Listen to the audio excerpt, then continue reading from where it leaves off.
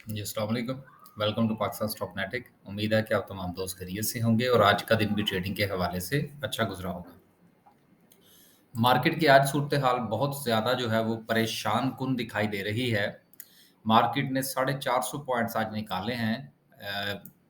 Market ने जितना doctor साहब की खुशी में कंट्रीब्यूट किया था, वो सारा का सारा वापस होता हुआ नज़र आ रहा है।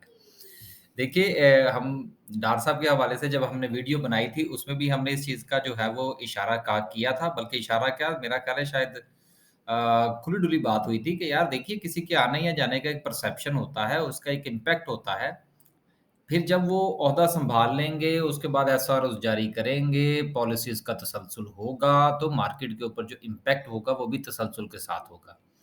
लिहाज़ा 2 दिन का इम्पैक्ट था, सो था। जिन लोगों ने एन्जॉय किया, यकीनन किया। कुछ शेयर्स की प्राइस ऊपर गई, बिल्कुल गई। कुछ ने बेचा, ज़रूर बेचा। हमने बेचा, बिल्कुल बेचा।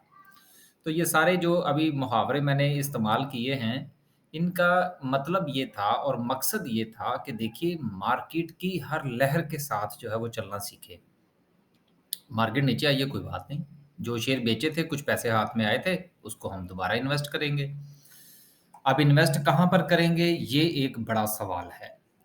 इसका जवाब आगे ढूँढने की कोशिश करते हैं। ऑल शेयर की बात करें 212 पॉइंट्स निकले हैं, मार्केट सारी की सारी आज नीचे थी।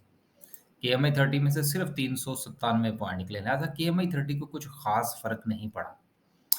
केएसई 100 में से निकले हैं तकरीबन 450 पॉइंट्स और केएमए 30 में से निकले हैं सिर्फ 400 पॉइंट्स। ज़रा थोड़ा जायज़ा ले लें केएमए 30 का तो फिर इंशाल्लाह जो है वो आगे चलते हैं। क्योंकि ये वीडियो बनाने से पहले मैंने केएमए 30 को नहीं देखा था। मैं कुछ 1-2 और काम एचबीएल के हवाले से एक वीडियो थी वो अपलोड कर रहा था। केएमए 30 की सूरत-ए-हाल जो है वो इतनी ज़्यादा ख़राब क्यों नहीं है? ये एक बड़ा सवाल है। माफ़ कीजिएगा।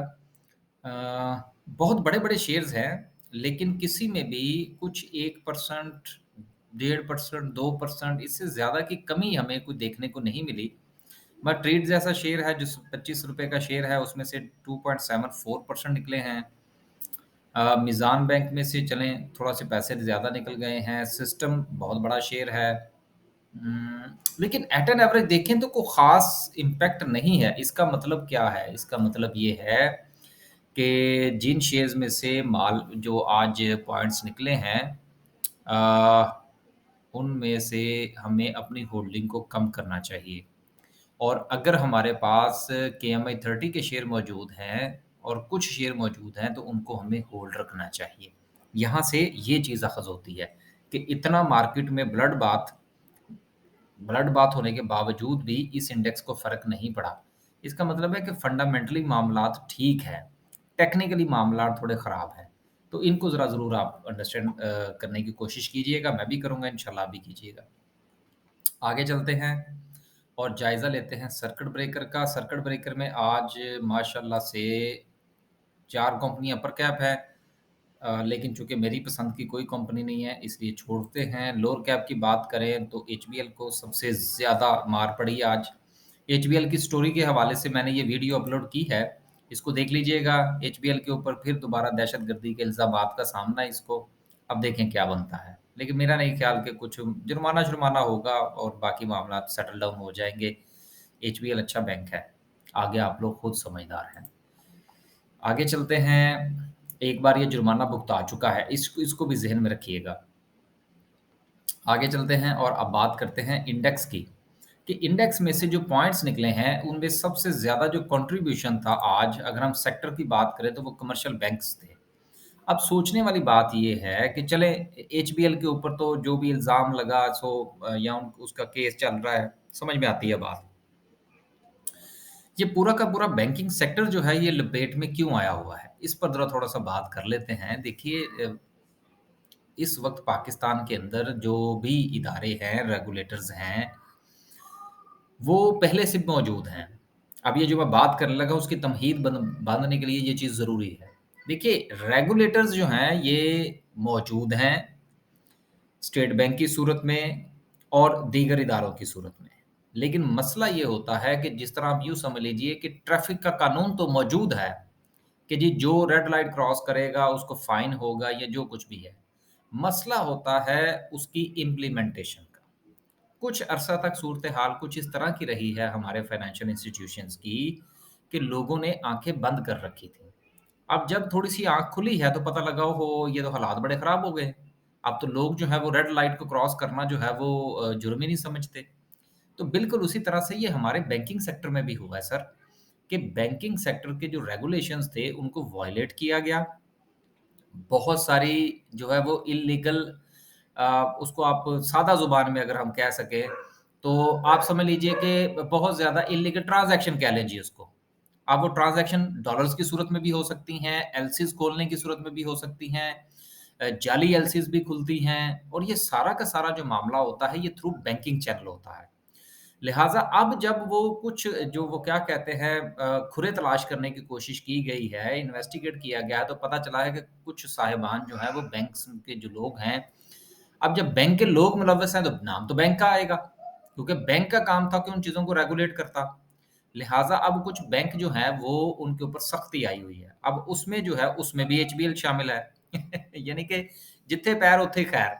तो इस तरह से ये 2-4 बैंक्स जो कि ज़ेरे अताब हैं और शायद उनमें से कुछ को जुर्माने-शुर्माने भी हो जाएँ। अभी चूँकि मामला जो है वो सेनेट की काम्या कमेटी के सुपुर्द है, वहाँ पर कुछ मामलात चल रहे हैं। अब देखेंगे कि जब वहाँ से कुछ जवाब आएगा तो फिर हम इसके ऊपर कुछ ज़ुबान खोलेंगे। अब ये जब तक ये कमेटी में चीज़ें हैं, जब तक बाहर पब्लिक नहीं होती, तो मेरा ख़्याल है कि वो पैनिक फैलाने वाली बात होगी। तो अभी फ़िलहाल मैं गुज़िश्ता काफ़ी दिनों से इसको नोट कर रहा था, लेकिन मैंने इसके ऊपर बात नहीं की, क्योंकि मुनासिब नहीं था कि हम जो है वो अपनी एफ़िशिएंसी झाड़ते फिरें।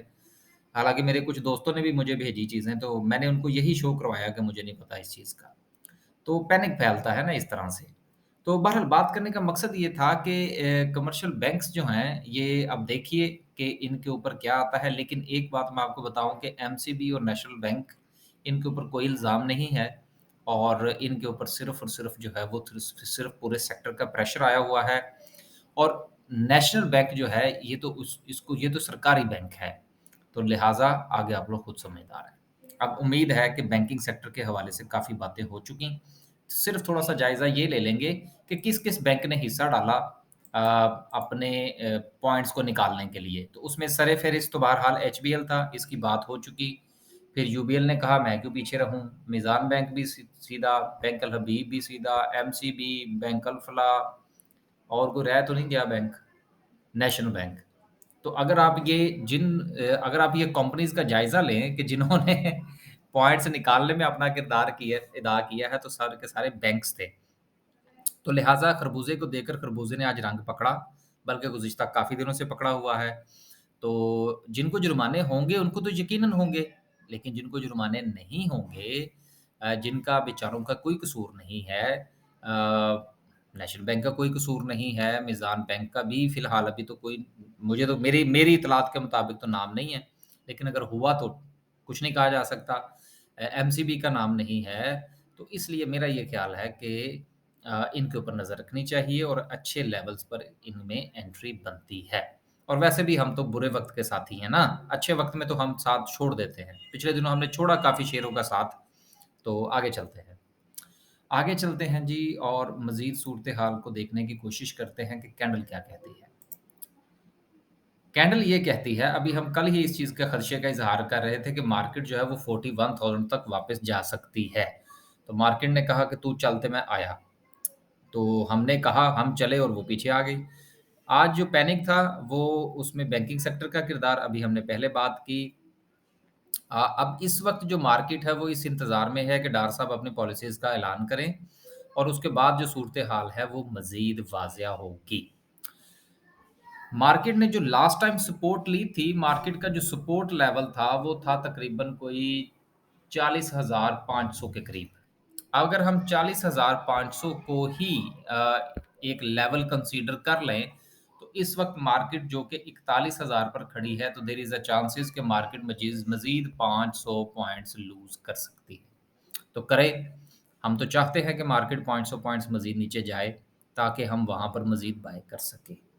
मार्केट के अंदर अब हम रोज़ इस बात के ऊपर जो है वो ज़ोर देने की कोशिश करते हैं कि देखिए अक्सर दोस्त अब आप मुझे कहते हैं जी कि 5 साल के लिए या 4 साल के लिए या 3 साल के लिए हम शेयर खरीदना चाहते हैं।